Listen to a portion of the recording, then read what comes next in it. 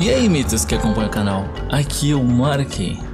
Hoje vamos ver a história do Curupira, como surgiu, sua origem e caminho rumo ao destaque no folclore brasileiro.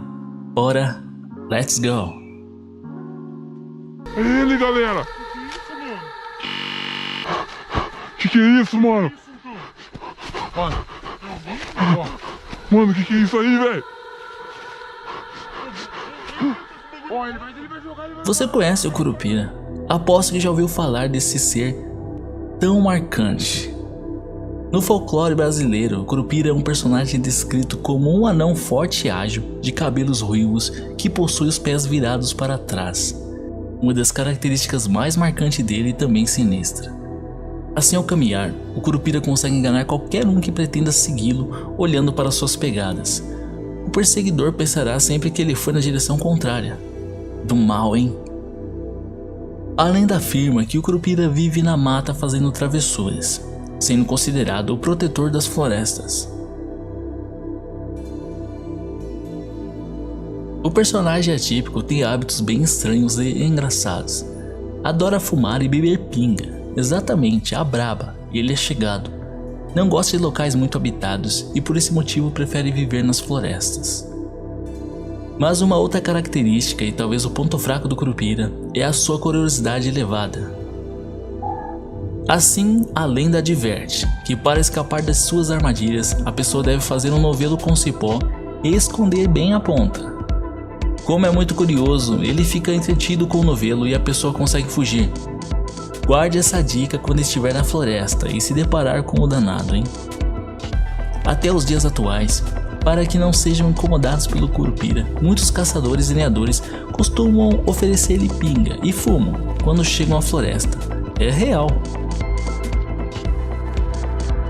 E sobre a origem da lenda? Há muita controvérsia sobre a data de criação da lenda do Curupira.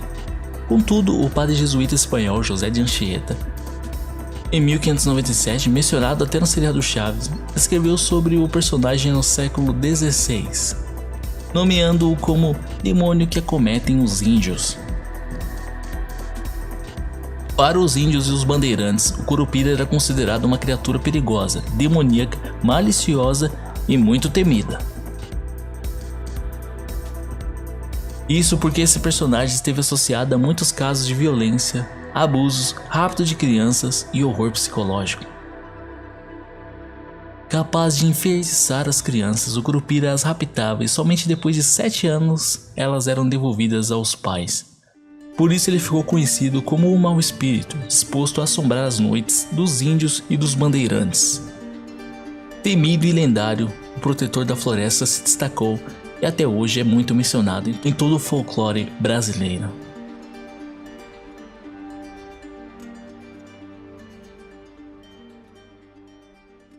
Hoje vamos ver a história da sereia Iara, como surgiu, sua origem e caminho rumo ao sucesso e destaque nas lendas do folclore brasileiro. Bora, let's go!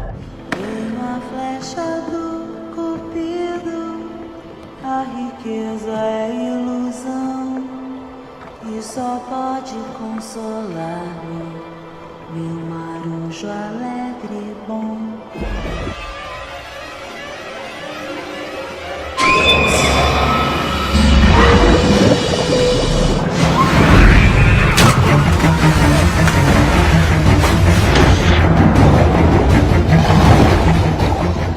Você conhece a lenda da Iara? Aposto que já ouviu falar desse ser tão marcante. No folclore brasileiro, a Iara é uma sereia que faz parte do folclore, sendo conhecida por sua grande beleza, voz encantadora e riquezas. Ela é parte mulher e parte peixe, e é conhecida por seduzir homens que estão nas margens dos rios, levando-os para debaixo d'água e para o além. Iara, do indígena Luara, significa aquela que mora nas águas, também conhecida como Mãe d'Água e Senhora das Águas. A lenda da Iara possui muitos elementos que remetem à cultura indígena, apesar da sua origem ser diferente.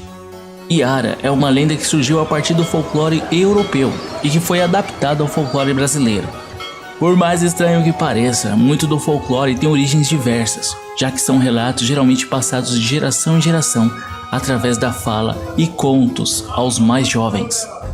Com longos cabelos pretos e olhos castanhos, a sereia Yara emite uma melodia que atrai os homens, os quais ficam rendidos e hipnotizados com seu canto e a sua voz doce. Os homens encantados vão para junto dela, que os leva para sua residência debaixo d'água, e aqueles que são seduzidos não são vistos novamente. A origem de Yara. A lenda diz que a sereia era uma corajosa guerreira dona de uma beleza invejável. Por esse motivo, os irmãos sentiam inveja dela e então resolveram matá-la. Porém, num insano combate de vida ou morte, pelo fato de possuir habilidades guerreiras e o destino estar ao seu lado, Yara consegue inverter a situação por muito pouco e acaba matando seus irmãos. Depois disso, com medo da punição de seu pai, o pajé da tribo, Yara resolve fugir. Mas seu pai consegue encontrá-la e, como castigo pela morte dos irmãos, ele resolve lançá-la ao rio. É então que os peixes do rio a salvam e a bela jovem se transforma na sereia Yara. Desde então, a sereia habita os rios amazônicos, conquistando homens e depois levando-os ao fundo do rio, os quais morrem afogados. Muito do sinistro. A lenda conta que Yara usa esses atributos, a beleza, a voz e a riqueza, para seduzir homens que estão navegando no rio ou que estão às margens dele. Em outro relato, os homens encantados vão para junto de Yara, que os leva para sua residência debaixo d'água. Aqueles que são seduzidos, como dito, não são vistos nunca mais. Mesmo não afirmando que morram nessa versão, melhor nem arriscar. Acredita-se que o homem que consegue escapar dos encantos de Yara fica louco, num estado de torpor, e somente um pajé poderá curá-lo. O que podemos dizer de fato é que a lenda da Yara é uma das mais sinistras e interessantes lendas do folclore brasileiro. Hoje vamos ver a história do Saci Pererê, como surgiu, sua origem e caminho rumo ao destaque do folclore brasileiro. Ora, let's go!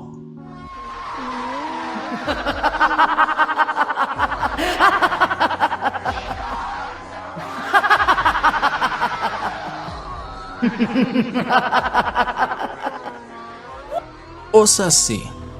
Sua origem surgiu na região sul e foi influenciada por elementos das culturas africana e indígena. A figura ficou conhecida nacionalmente por influência da obra de Monteiro Lobato, pai da literatura infantil do Brasil, que retratou o personagem em diversas obras. A figura do Saci é conhecida de formas distintas. Surge como ser maléfico, como somente brincalhão ou como gracioso. Depende das versões e rumores. O nome Saci e o Pererê significa ir aos saltos e é oriundo de um termo tupi. O Saci é um negro jovem de uma perna só, portador de uma carapuça sobre a cabeça que lhe concede poderes mágicos e fica o tempo todo fumando um cachimbo. Por ser um personagem da cultura popular, são muitas as variações da lenda nos 4 cantos do país.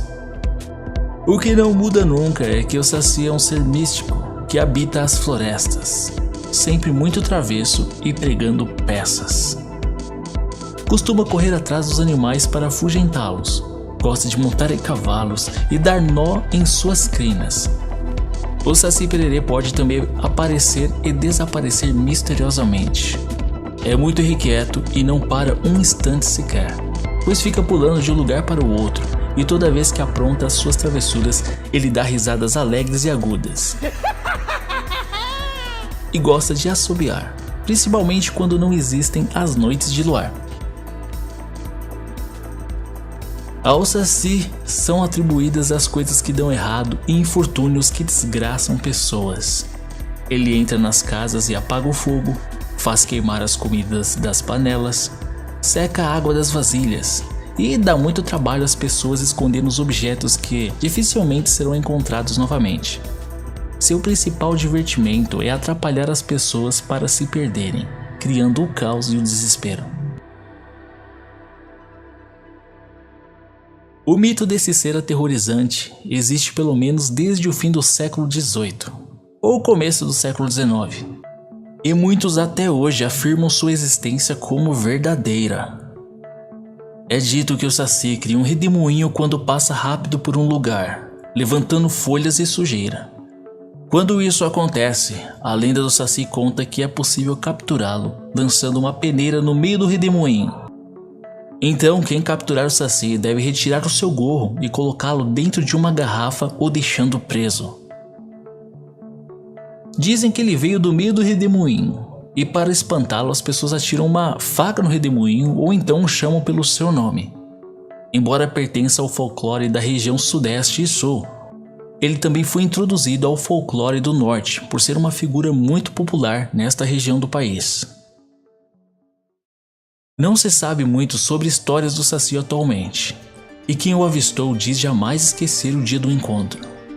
Sendo verdade ou não, a certeza que temos é que o Saci se tornou um personagem muito marcante e importante do riquíssimo folclore brasileiro.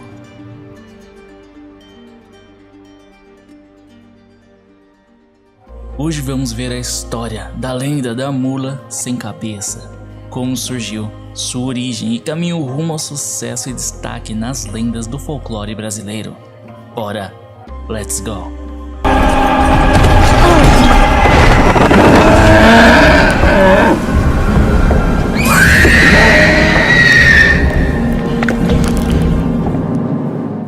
Você conhece a mula sem cabeça? Aposto que já ouviu falar desse ser tão marcante.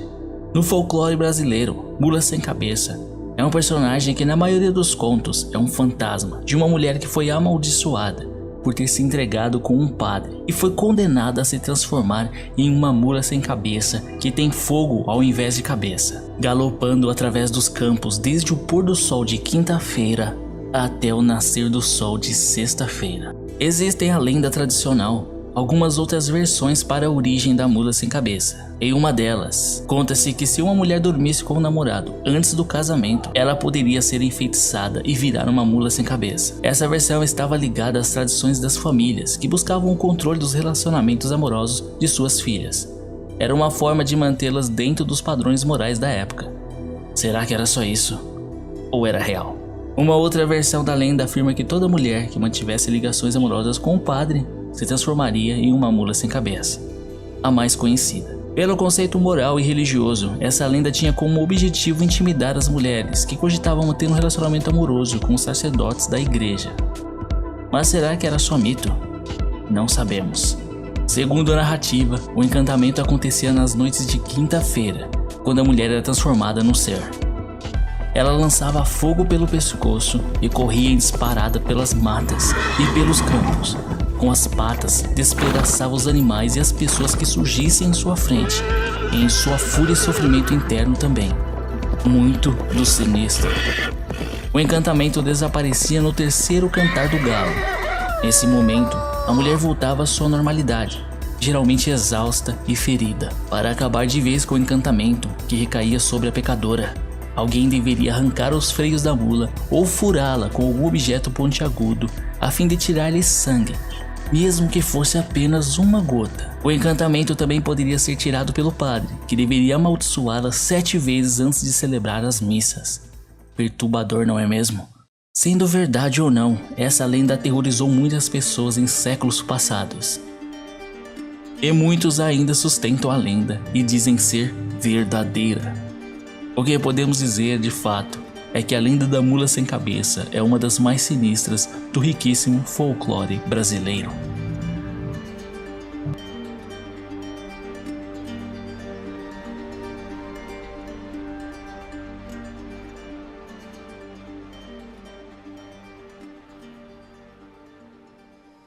Aqui, hoje vamos ver a história do Caipora, como surgiu, sua origem e caminho rumo ao sucesso e destaque nas lendas do folclore brasileiro. Bora, let's go!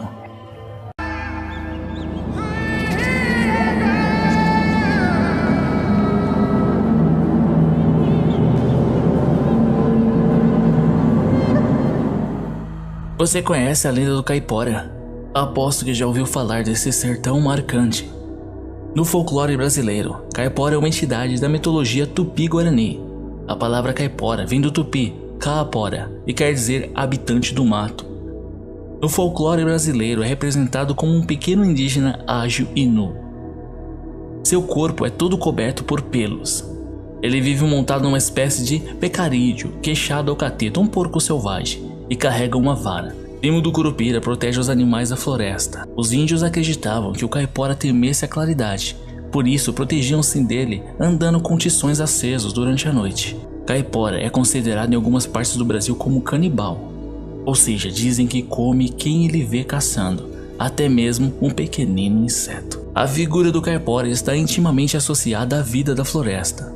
Ele é o guardião da vida animal selvagem. Apronta toda a sorte de ciladas para os caçadores, sobretudo aqueles que abatem animais além de suas necessidades. Afugenta as presas, espanca os cães farejadores e desorienta o caçador simulando os ruídos dos animais da mata. Assobia, estala os galhos e assim dá falsas pistas, fazendo com que eles se percam no meio do mato. Mas, de acordo com a crença popular, é sobretudo nas sextas-feiras, nos domingos e dias santos, quando não se deve sair para a caça, que a sua atividade se intensifica. Mas há algum meio de evitar o ser? Sim, há.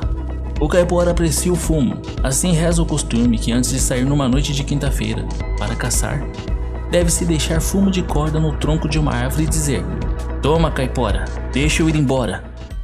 A boa sorte de um caçador é atribuída também a presentes que ele oferece. Assim, por sua vez, os homens encontram um meio de conseguir seduzir esse ente fantástico.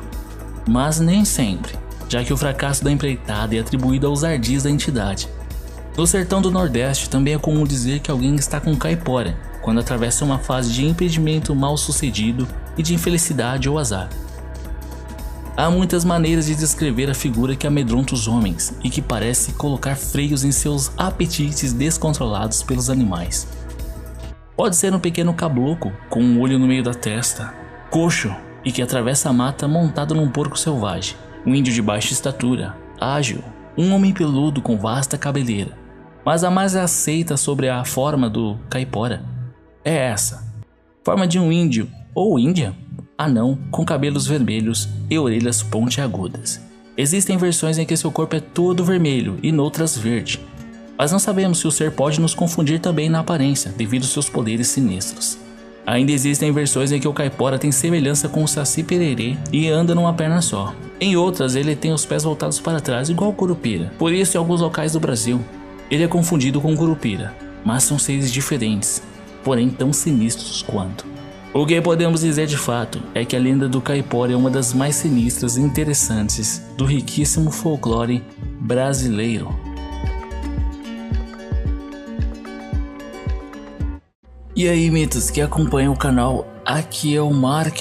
Hoje vamos ver a história e a lenda de Mani e a mandioca, como surgiu, sua origem, caminho rumo ao sucesso e destaque nas lendas do riquíssimo e lindo folclore brasileiro. Bora, let's go!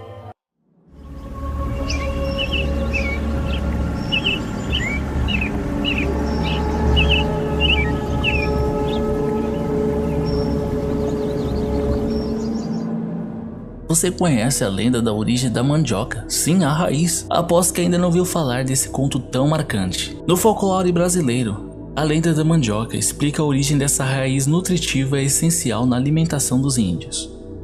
O que podemos dizer de fato? Tudo se originou com Mani, uma indiazinha. Com alegria contagiante, Mani era uma indiazinha muito estimada pela tribo Tupi onde vivia. Era neta do cacique, e a gravidez da sua mãe foi motivo de tristeza para o chefe da tribo. Isso porque ela tinha engravidado e não era casada com um bravo guerreiro, tal como o chefe desejava.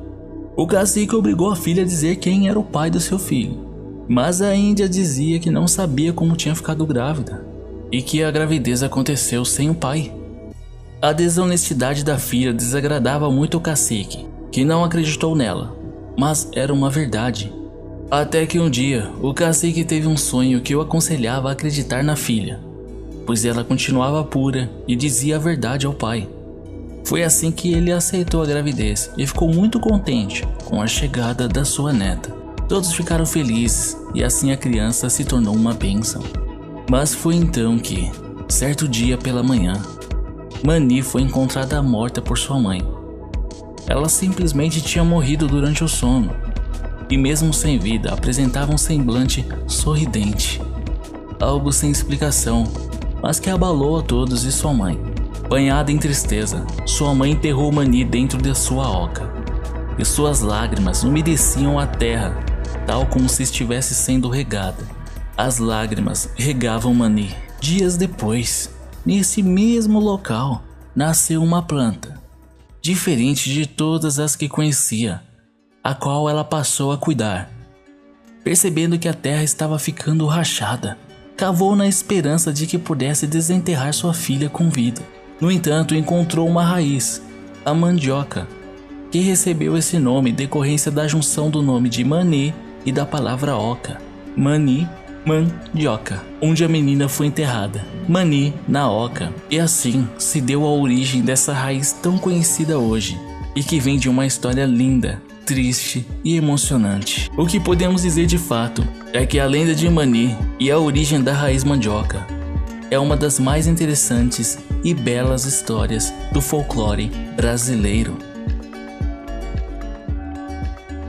Hoje vamos ver a história da lenda do Boitatá, como surgiu, sua origem e caminho rumo ao sucesso e destaque nas lendas do folclore brasileiro. Bora, let's go!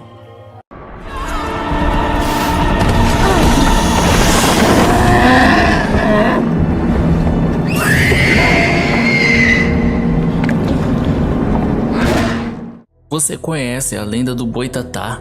Aposto que já ouviu falar desse ser tão marcante. No folclore brasileiro, Boitatá é um termo tupi-guarani, usado para designar em todo o Brasil o fenômeno do fogo fato, e deste derivando algumas entidades místicas. Das primeiras registradas no país, mas há uma origem mais profunda. A palavra Boitatá, na língua tupi-guarani, significa cobra, boi, e de fogo, tatá, cobra de fogo. Apesar de ser oriunda da língua indígena, a lenda do Boitatá encontra-se num texto do século XVI, do padre jesuíta José de Anchieta. Lembrando que José de Anchieta baseou-se nos relatos dos indígenas, isso para compor seu texto. Então, relato fiel dos primeiros habitantes do continente. Na lenda, uma grande cobra vivia adormecida num imenso tronco, e ao despertar faminta resolveu comer os olhos dos animais. Sinistro demais, não é? Cada vez mais ela foi emitindo uma grande e intensa luz, tornando-se uma cobra de fogo infernal. Ao proteger a floresta, ela assusta as pessoas que vão às matas durante a noite. Na região norte e nordeste do Brasil, a imensa cobra de fogo vive nos rios e sai no momento em que há invasores nas florestas, para queimá-los até os ossos. Segundo alguns nordestinos, o Boitatá, conhecido como alma dos compadres e das comadres, representa as almas penadas malignas que passam queimando tudo, vagando em sofrimento. Já no sul do país, a versão que prevaleceu advém da história bíblica do dilúvio. Nela, muitos animais morreram e as cobras que sobreviveram tiveram como castigo o fogo. Nessa versão, o fogo aparece na barriga de cada uma, as quais se tornam iluminadas e ao mesmo tempo transparentes. Há também uma versão em que o Boitatá não é uma grande cobra, e sim um touro feroz que solta fogo pela boca. Mas a mais difundida e afirmada é a cobra maligna de fogo, que só não é pior que vizinha fofoqueira. Um ser aterrorizante e cruel, que habita as florestas, trazendo o caos e a destruição para aqueles que vagam em sua deriva.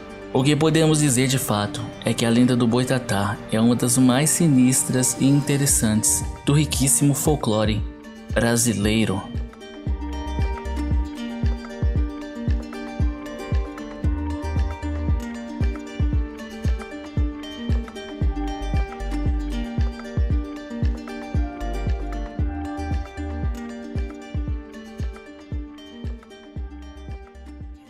Hoje vamos ver a história do Boto, como surgiu, sua origem e caminho rumo ao sucesso e destaque nas lendas do riquíssimo folclore brasileiro. Bora, let's go!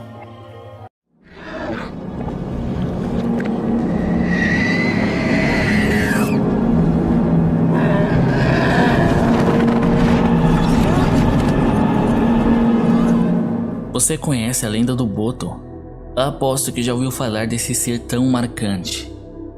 No folclore brasileiro, a lenda do Boto cor-de-rosa, ou somente a lenda do Boto, é uma lenda de origem indígena que faz parte do folclore brasileiro. Ela surge na região amazônica, no norte do país. Os botos são carnívoros cetáceos que vivem nos rios amazônicos. Dizem que durante as festas juninas, o boto rosado aparece transformado em um rapaz elegante, vestido de branco e sempre com um chapéu para cobrir a grande narina que não desaparece do topo de sua cabeça com a transformação.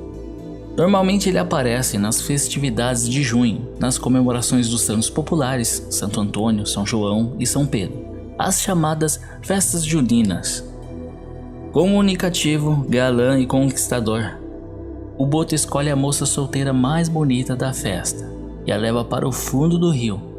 Lá a engravida e depois a abandona. Na manhã seguinte ele se transforma em um boto novamente e a mulher fica com a gravidez sem saber o que realmente aconteceu. Por esse motivo, a lenda do boto é utilizada muitas vezes para justificar uma gravidez fora do casamento. Ademais, costuma-se dizer que a criança é filho do boto, quando é filho de pai desconhecido. Com isso, muitos costumes que vimos se originaram, como o exemplo do ato de cumprimentar e retirar o chapéu, uma maneira de confirmar se os homens presentes na festa não são o boto, e isso é retirando os seus chapéus a fim de atestarem as identidades. Por essa razão, quando o rapaz desconhecido aparece em uma festa usando chapéu, pede-se que ele o tire para garantir que não seja um boto, o que virou um ato simbólico até os tempos modernos. Há também uma teoria sobre a carne do ser. Na cultura popular amazônica, acredita-se que a pessoa que comer a carne de boto ficará louca e enfeitiçada. Então nem se arrisque. O que podemos dizer de fato é que a lenda do boto é uma das mais sinistras e polêmicas lendas do riquíssimo folclore brasileiro.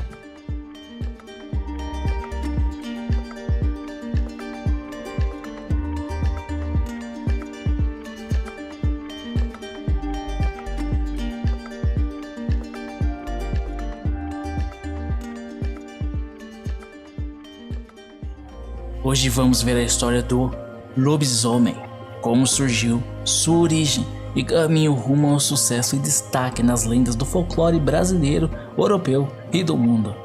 Bora, let's go!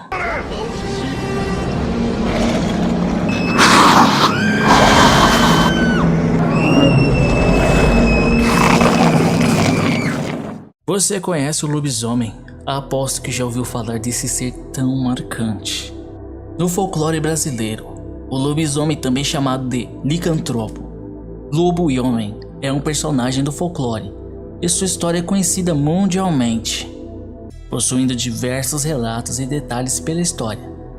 Ele é conhecido como uma criatura feroz que possui as características de um homem comum de dia e nas noites de lua cheia se transforma em lobo. Acredita-se que por castigo divino ele está condenado a essa transformação até o final de sua vida. A origem da lenda do lobisomem é europeia e possivelmente se disseminou a partir do século XVI. Porém, ela também aparece em alguns mitos gregos, como em Licaão e Damarco, onde foi dito que, segundo as metamorfoses de Ovídio Licaão, o rei da Arcádia serviu a carne de Árcade a Zeus, e este, como castigo, transformou-o em lobo. O outro mito foi com o pugilista arcádio Damarco Parrásio, herói olímpico que assumiu a forma de lobo 9 anos após um sacrifício a Zeus, lenda atestada pelo geógrafo Pausanias. Há muitas origens da criatura. O que sabemos de fato é que o ser ainda habita as noites de lua cheia. Mas uma das origens mais conhecidas diz: a lenda conta que, inicialmente, um homem foi mordido por um lobo e ficou enfeitiçado. Assim, nas noites de lua cheia, ele se transformava, adquirindo garras de lobo e um corpo coberto de pelos, e saiu uivando em busca de seu alimento predileto, sangue e carne. Até os dias de hoje, essa criatura feroz e imbatível gera muito medo dos moradores, principalmente de áreas rurais e distantes da cidade.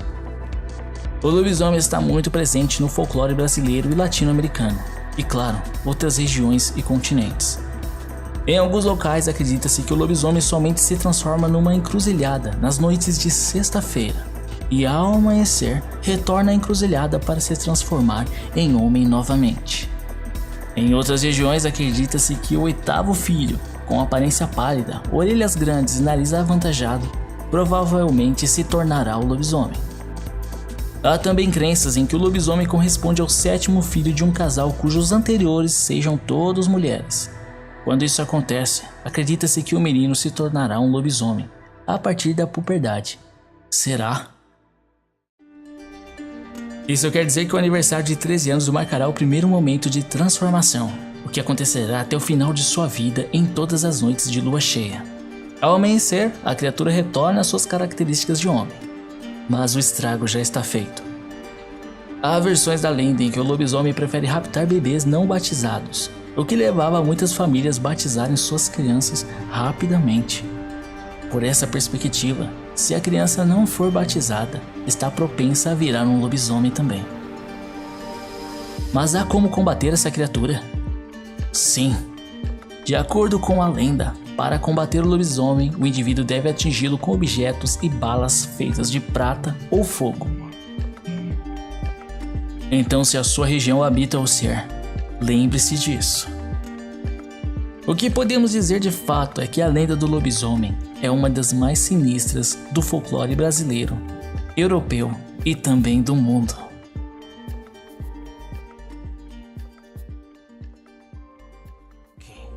Hoje vamos ver a história da lenda da Cuca, como surgiu, sua origem e caminhou rumo ao sucesso e destaque nas lendas do folclore brasileiro. Ora, let's go!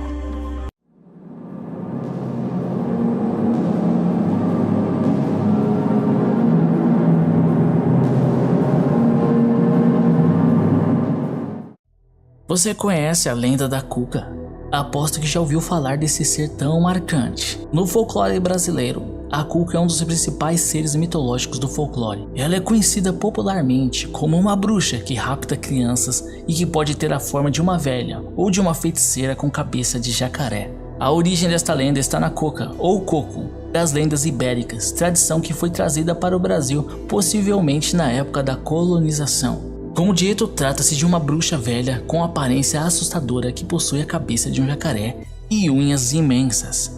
Dona de uma voz assustadora, a Cuca rapta as crianças desobedientes. Diz a lenda que a bruxa Cuca dorme uma vez a cada 7 anos. Por isso, os pais tentam convencer as crianças a dormirem nas horas corretas, pois, do contrário, serão levadas pela Cuca. Uma das versões da lenda da Cuca diz que a cada 1000 anos brota de um ovo uma nova Cuca. Então a Cuca antiga se transforma em um pássaro de canto triste, enquanto a nova Cuca assume seu papel, fazendo maldades maiores do que a anterior. O ser tem audição muito apurada, é velha como o tempo e vive em uma caverna na floresta. Segundo os livros do mito, a Cuca tem cara de jacaré e garras nos dedos como os gaviões. Como dito antes, acredita-se que a lenda da Cuca tem origem no folclore galego-português, baseada na criatura Co, que significa crânio, cabeça. A Cuca é um fantasma ou um dragão, devorador de crianças desobedientes, que fica à espreita nos telhados das casas e as rapta depois de fazerem alguma malcriação, e assim nunca mais são vistas. Uma das mais conhecidas cantigas de Ninar assinala a presença desse ser mitológico e malvado. Muitas vezes a Cuca é confundida com o bicho-papão, isso porque ambos personagens possuem o mesmo propósito educativo. A famosa e sinistra canção cantada às crianças que é assim: Nana neném, e a Cuca vem pegar. Papai foi pra roça, mamãe foi trabalhar. Um ser que aterroriza as crianças e assombra as noites. Aqueles que são obedientes com certeza não irão conhecer a Cuca, mas terão a certeza que ela vaga por aí, à espreita do mínimo deslize. O que podemos dizer de fato é que a lenda da Cuca é uma das mais sinistras e marcantes do riquíssimo folclore brasileiro.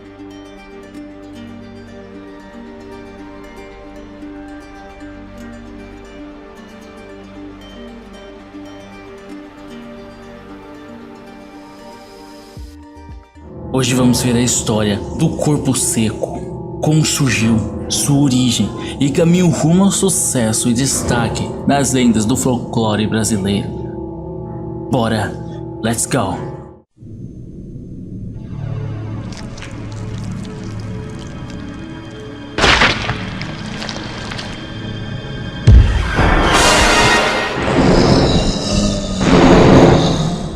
Você conhece a lenda do corpo seco? Aposto que já ouviu falar desse ser tão marcante. No folclore brasileiro, corpo seco é o espírito de alguém que recebeu uma maldição pelo fato de ter cometido pecado imperdoável em vida. A lenda é conhecida em várias cidades e no nordeste do Brasil, mas com algumas diferenças. No Paraná, por exemplo, corpo seco é o espírito de um homem que não cumpriu uma promessa feita a Nossa Senhora Aparecida. Mesmo com as diferenças de região para região, as lendas, transmitidas oralmente pelas gerações, servem como um ensinamento e forma de disciplinar as pessoas, causando a sensação do medo de fazer coisas erradas, tal como desrespeitar as pessoas e não cumprir as suas promessas, e com isso inibir certos comportamentos de caráter. Vamos à lenda. Quando um homem comete um pecado que não pode ser perdoado, depois que morre, o seu espírito não é aceito nem por Deus e nem pelo diabo. A própria terra rejeita esse corpo maldito, como se tivesse nojo daquele pecador. Assim, seu corpo seco, só em pele e osso, sai do local onde está enterrado e fica vagando durante a noite, em dor e sofrimento pela sua tragédia. Ao contar a lenda, os antigos tinham a intenção de alertar para o que acontecia com um filho que maltratasse os pais ou cometesse pecados imperdoáveis. O mesmo acontecia com qualquer pessoa que maltratasse um padre. Em outra versão, o corpo seco foi amaldiçoado por conta das maldades que cometeu em vida. A lenda tradicional conta que ele torturou e assassinou a própria mãe. Entretanto, variações regionais da narrativa apontam que Corpo Seco foi um homem conhecido por cometer inúmeras maldades contra familiares e desconhecidos. Há mais variações que apontam como naquele que fez uma promessa para Deus e não a cumpriu. Como a alma do defunto não foi aceita no céu e nem no inferno, e a terra rejeitou devorar o seu corpo, o morto retorna ao plano dos vivos, e na condição de nem vivo nem morto, vai aterrorizar os viventes que passarem por ele. Como não é morto, o seu corpo não apodrece, mas como não é vivo, também não é alimentado. Portanto, o corpo seco literalmente tem o corpo ressecado, com apenas os ossos e o couro. O corpo seco ainda tem unhas e cabelos enormes, pois não param de crescer jamais. Essa característica fez com que ele ficasse conhecido também como unhudo em algumas regiões. O que se deduz é que o corpo seco seria a morada física do bradador, a alma penada, condenada a vagar pela terra aterrorizando as pessoas. Um cadáver que foi devolvido pela terra, que não o aceita por conta das maldades que realizou em vida. Maldades tão grandes que nem Deus nem o diabo quiseram receber sua alma. O que podemos dizer de fato, que se for exatamente assim, ou até um pouco diferente disso, a lenda do corpo seco é uma das lendas mais sinistras e interessantes do riquíssimo folclore brasileiro. Hoje vamos ver a história do Negrinho do Pastoreiro, como surgiu, sua origem e caminho rumo ao sucesso e destaque nas lendas do folclore brasileiro. Bora, let's go!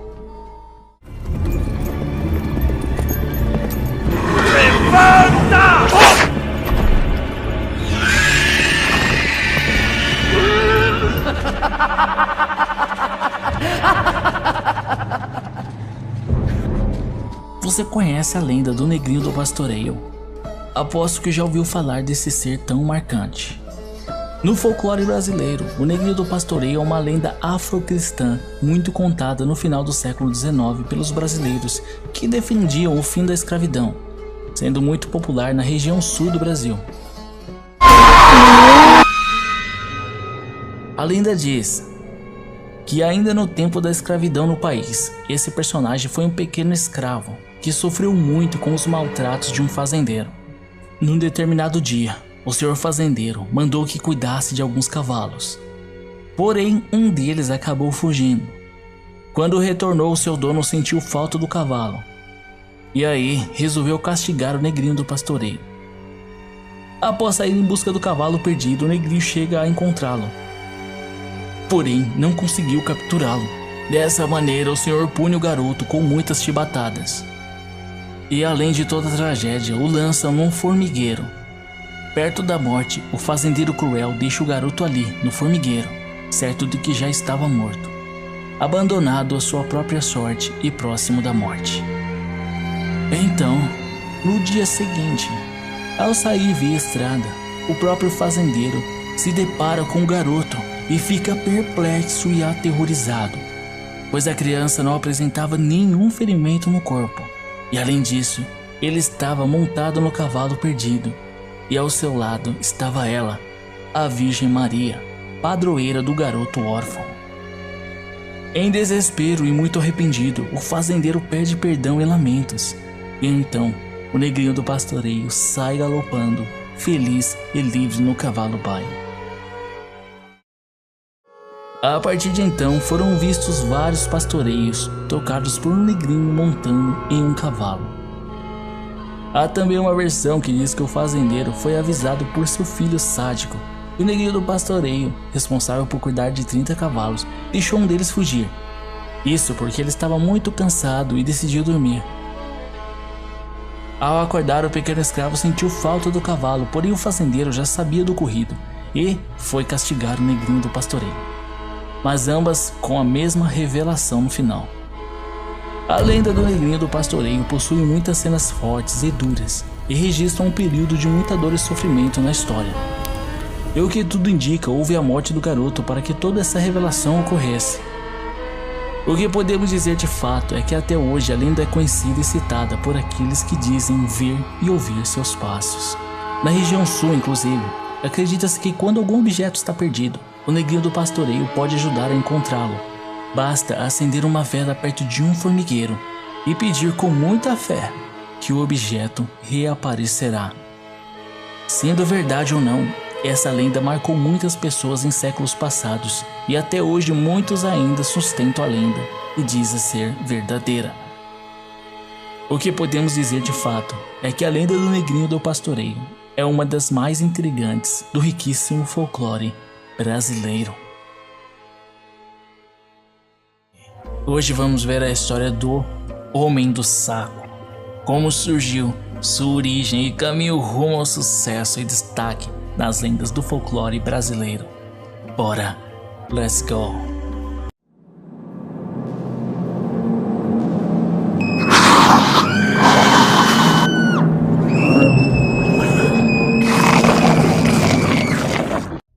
Você conhece o Homem do Saco? Aposto que já ouviu falar desse ser tão marcante. No folclore brasileiro, o Homem do Saco, ou Papa Figo, ou também Velho do Saco, é uma lenda do folclore brasileiro. Essa lenda urbana e popular é conhecida em todas as regiões do Brasil, sobretudo nos meios rurais. Portanto, em alguns lugares é possível que seja conhecido como Velho do Saco.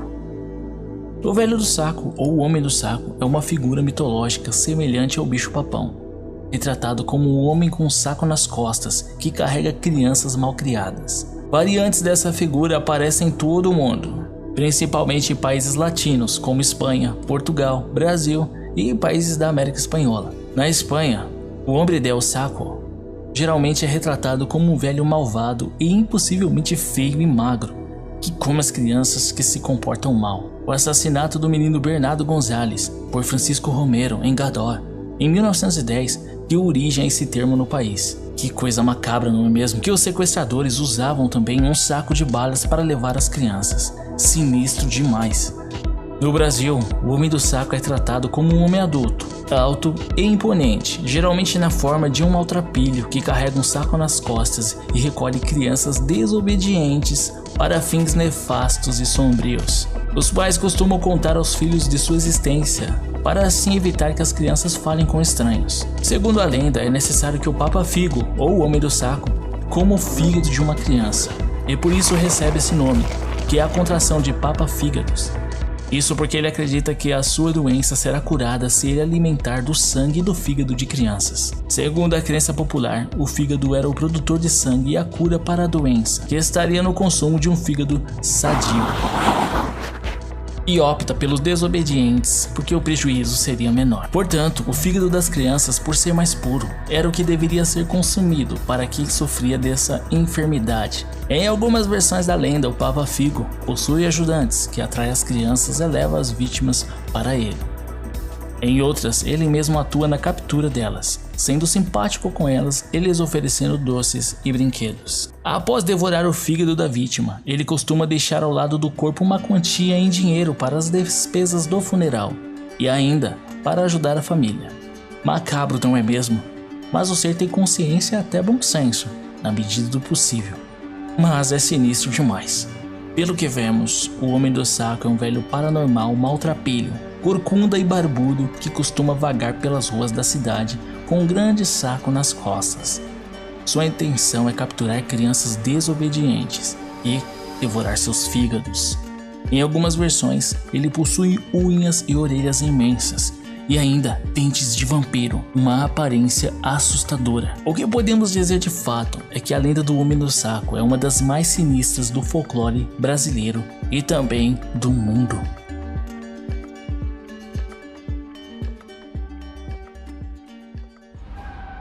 Hoje vamos ver a história do Bradador, como surgiu, sua origem e caminho rumo ao sucesso e destaque nas lendas do folclore brasileiro. Ora, let's go!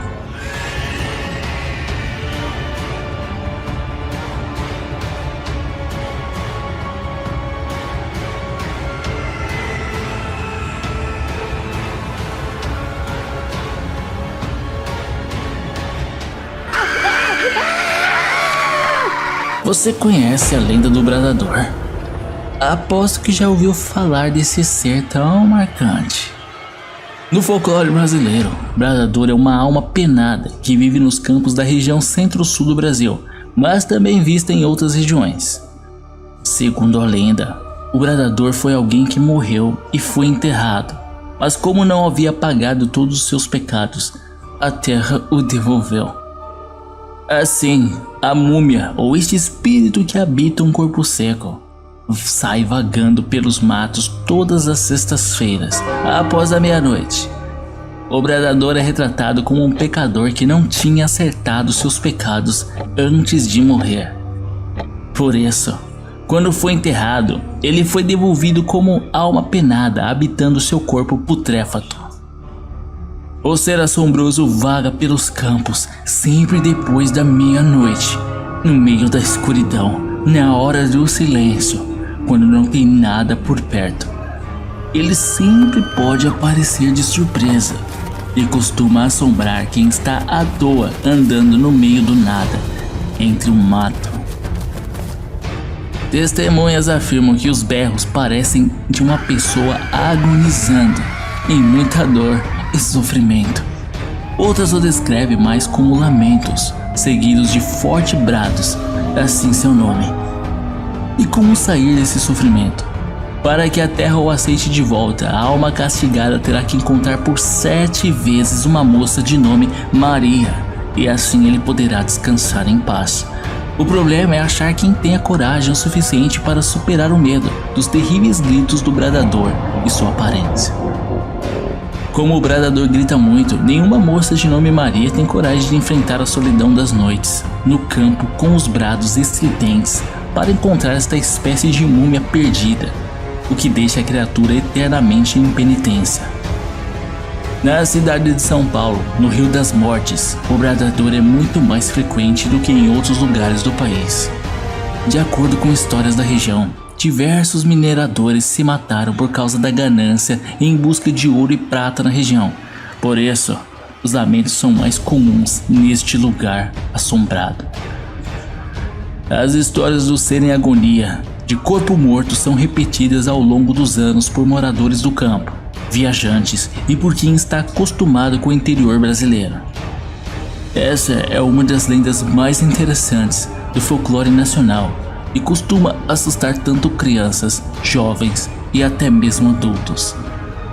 O que com certeza podemos dizer é que, por mais assustadora que seja essa lenda, o Bradador é mais uma lenda marcante do grandioso e espetacular folclore brasileiro. Hoje vamos ver a história do bicho-papão, como surgiu, sua origem e caminho rumo ao sucesso e destaque nas lendas do folclore brasileiro. Bora, let's go!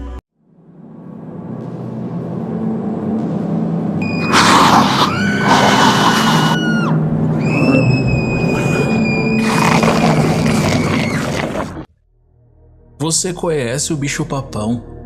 Aposto que já ouviu falar desse ser tão marcante. No folclore brasileiro, o bicho-papão é um dos personagens do folclore mais conhecidos da cultura popular infantil. Esse monstro está presente nas histórias contadas em quase todos os povos do mundo. No Brasil, ele é conhecido em todas as regiões. O bicho-papão é a personificação do medo. É um ser mutante que pode assumir qualquer forma.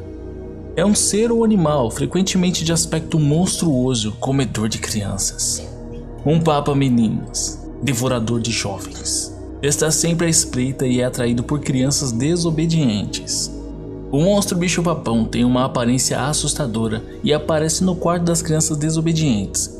Ele fica embaixo da cama, atrás da porta ou dentro do armário para assustá-las enquanto elas dormem. A entidade pode observar sem ser vista. E o tempo todo, seja dia ou noite, ela consegue saber se a criança está sendo desobediente ou não. A criatura se alimenta das malcriações delas. É o que deixa a criança mais saborosa para o monstro devorá-las.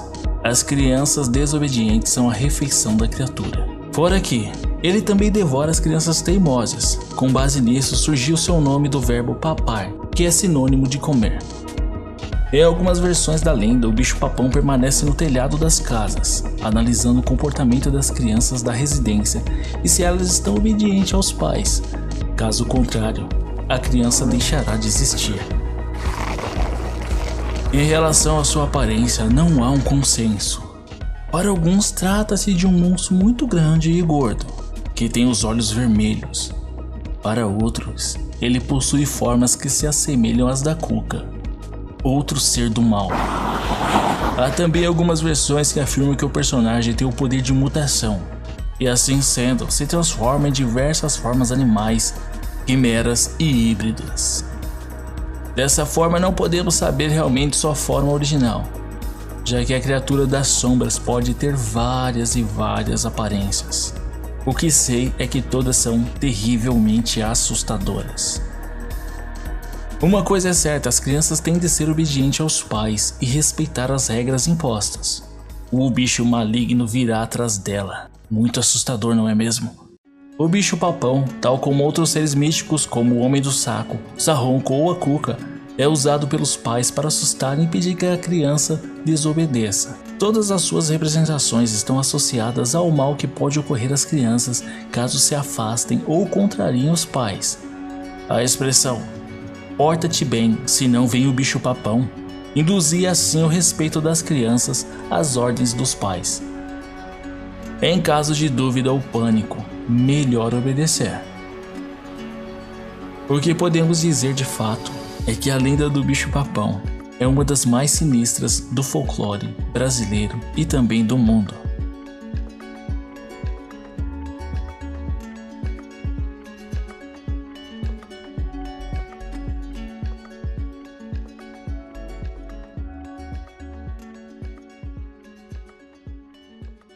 Hoje vamos ver a história do Arró-Arró, como surgiu, sua origem e caminho rumo ao sucesso e destaque nas lendas do folclore brasileiro. Ora, let's go!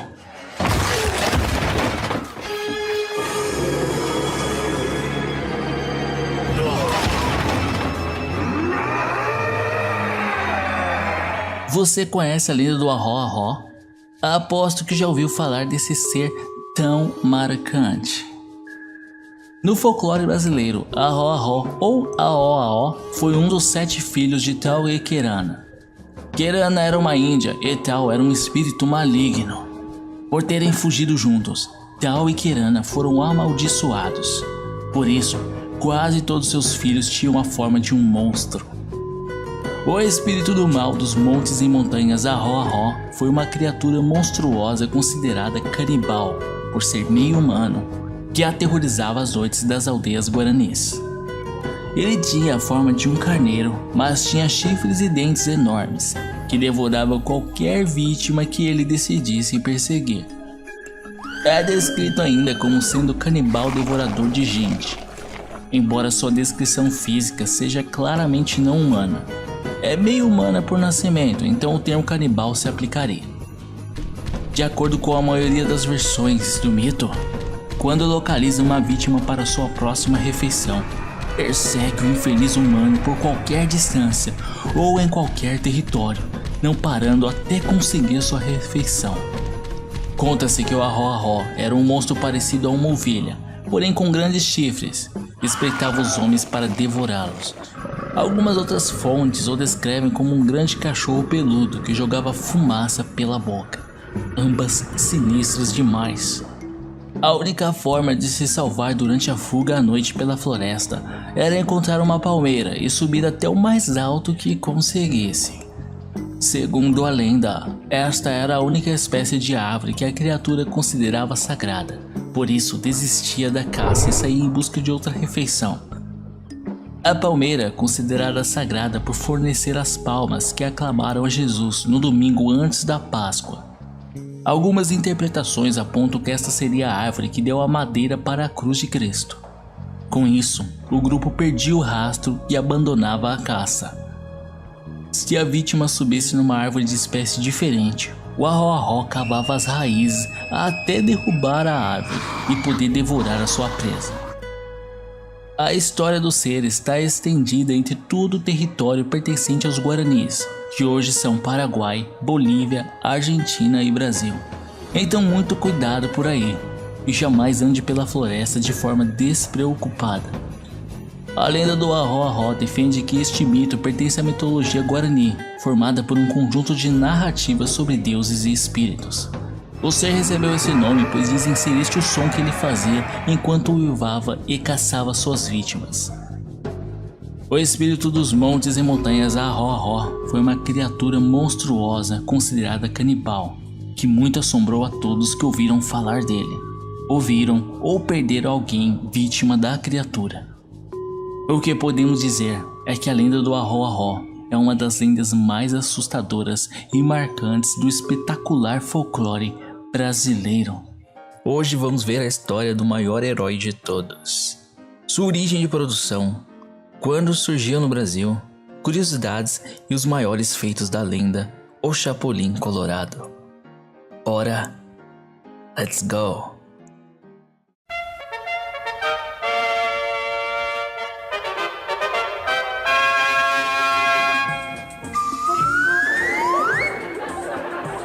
Não contavam com minha astúcia.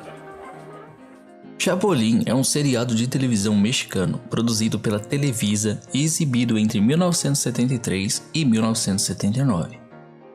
A saga foi criada, escrita, dirigida e estrelada pelo mestre Roberto Gomes Bolanhos. Na série, Chapolin é um herói que enfrenta diversos perigos, mas sempre sendo o mais humano possível. Gosto de viver perigosamente. Junto do herói na série tivemos no elenco Ramon Valdez, o Madruga, Angelines Fernandes, Clotilde, Maria Antonieta de las Nieves, que já trabalhava no X-Pirito desde 1968. Também Florida Mesa, a Dona Florinda, Rubem Aguirre, que faz o Professor Girafales, e Carlos Villagrán, o Kiko. Outros personagens conhecidos também apareceram esporadicamente, como o irmão de Bolanhos, Horácio Gomes, Hugo Diniz e Raul Padilha, Jaiminho, dentre outros. E como foi a origem do herói? Bolanhos criou o quadro Los Supergenios de la Mesa Quadrada. Con ustedes, los Supergenios de la Mesa Cuadrada. El supercomediante, Que era um programa de humor voltado a contextos políticos e sociais do momento. Em 1970, os quadros foram unificados e criou-se X-Pirito, que era exibido às segundas-feiras em horário nobre e incluía diferentes esquetes de humor. Foi então que Chapulin Colorado nasceu.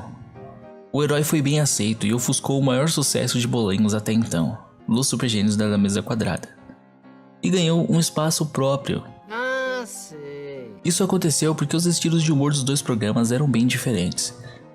No programa Los Super Gênios, eram piadas em cima de notícias do dia a dia, o que deixava o programa datado e possuía um teor mais complexo para lidar e voltado a um público mais adulto. Chapulin, ao contrário, não tinha piadas datadas e nem se limitava à idade ou contextos de momento, o que permitiu que o programa durasse muito tempo. Não estava morta, andava falecida. Não estava morta, só andava falecida. Possuía um humor abrangente e assim, mais interessante e comercial. Então Chapulin se destacou e acabou saindo na marra. Ah, e se tentarem sair na marra, já sabem. Sobre seu uniforme, para a decisão haviam 4 cores de tecido: azul, preto, branco e vermelho. Preto não era interessante porque para X-Pirito dava a impressão de luto.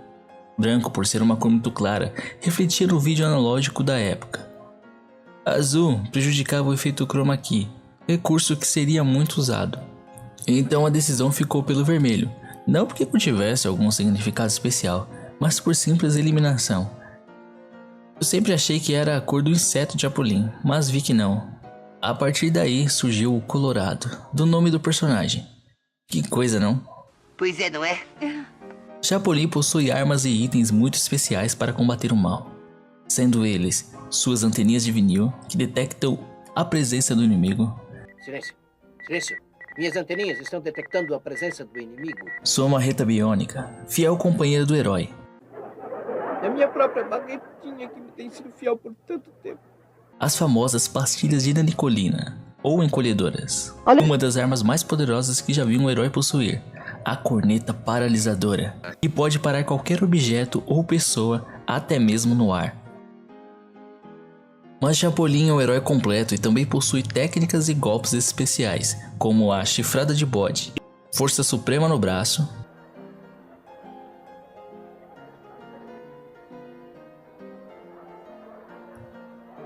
e o famoso "Ah!".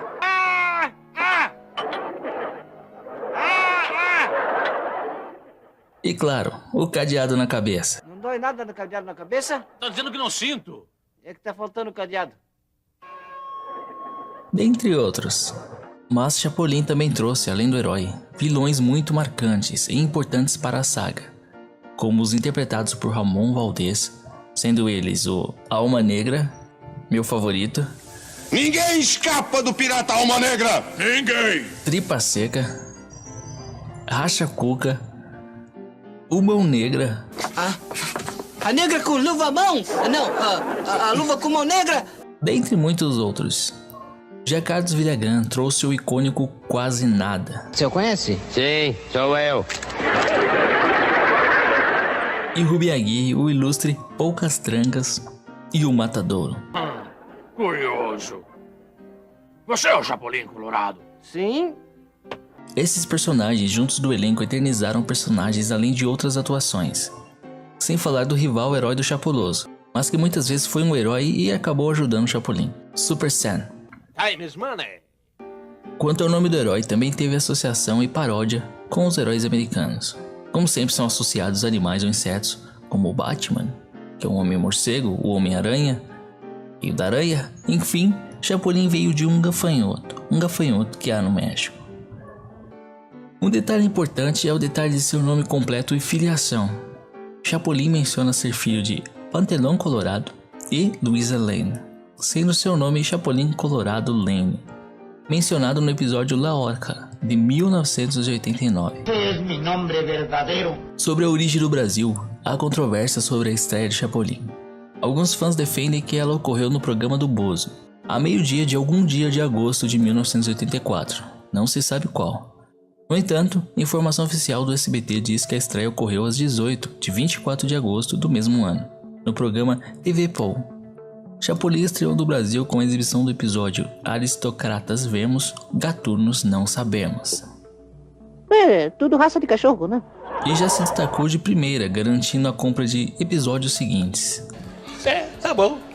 Chapolin foi destaque, marcou muito a infância de todos, crescendo junto com o seu público. Muitos episódios marcaram e ficaram eternizados, como o Abominável Homem das Neves, o meu favorito,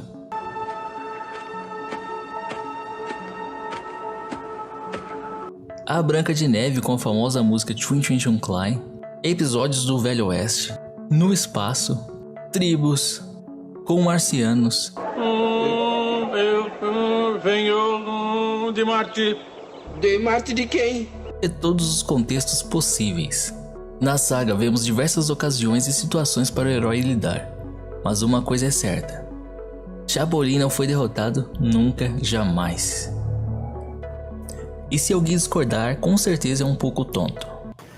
Completamente tonto, eu só não tirou outra porque... O primeiro dublador do Chaves foi o Marcelo Gastaldi, a voz que fez esse personagem ser tudo o que é. Vamos fazer o diálogo, pra ver se o som fica bom ou se vai se transformar lá. Após infelizmente Marcelo falecer devido a uma pneumonia em 1995, outros dubladores assumiram o papel, mas Gastaldi deixou um vazio impreenchível. As vozes seguintes foram dubladas por Cassiano Ricardo, Tata Guarnieri e Daniel Miller. Chapolin Colorado surgiu para valorizar as pessoas mais simples, que possuem defeitos, medos e mesmo assim os enfrentam e busca ajudar os outros a todo custo. Chapolin é o herói sem dinheiro, sem recursos, sem inventos sensacionais, débil, tonto e algumas vezes... E supera todas as suas limitações e nos mostra que podemos fazer muito mais mesmo sendo simples humanos, cheios de defeitos, incertezas, inseguranças e fragilidades. O herói de fato representa e nos mostra que não se trata só de lutar e vencer os vilões e dificuldades, mas também por vencer a luta interna que todos nós temos. Chapolin, depois de mais de 9 anos ininterruptos, produziu o capítulo final da série, em 79. O episódio recorda os melhores momentos da série e é apresentado pelos atores Rubem Aguirre, Edgar Vivar e Florinda Meza.